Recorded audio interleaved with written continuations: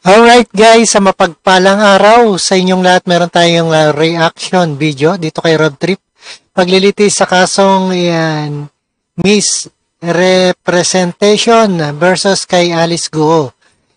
Pinapalipat na sa Maynila ng COMELEC, hiniling ng Commission on Election sa Tarlac Regional Trial Court na ilipat sa Maynila ang paglilitis sa kasong material misrepresentation na isinampa nila laban sa dismiss Mayor Alice Guo.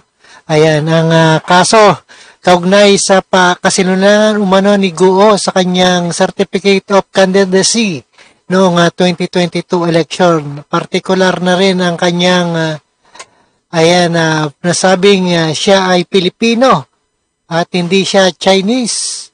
Alright, panoorin po natin guys ang buong detalye dito sa ating UNTV.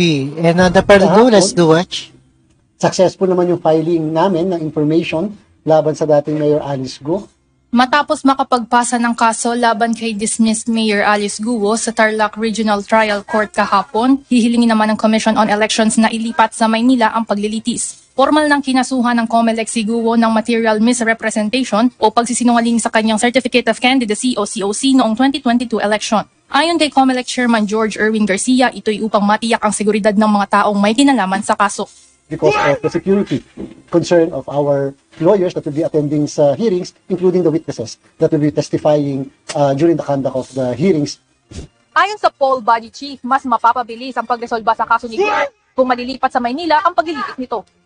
Inaasahan naman sa susunod na linggo ay Ayan, nililipat si Alice Guo dito sa Maynila para imbestigahan ng motion ng COMELEC para sa transfer ng venue ng naturang kaso. Wala pang tugon ng mga abogado ni Guo hinggil dito. Sa ngayon ay hinihintay ng komisyon na maglabas ang korte ng panibagong warrant of arrest laban sa napatalsik na alkalde. Kasalukuyang nakadetain sa Pasig City Jail si Guo at nakaharap din sa mga kasong katiwalian, qualified human trafficking, money laundering at tax evasion. Ivan Alvarez, UNTV News and Rescue. Diyos ang...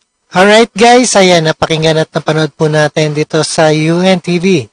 Hiniling ng Commission on Election Tarlac Regional Trial Court na ilipat ang dating mayor na dismiss si Alice Guo sa Maynila.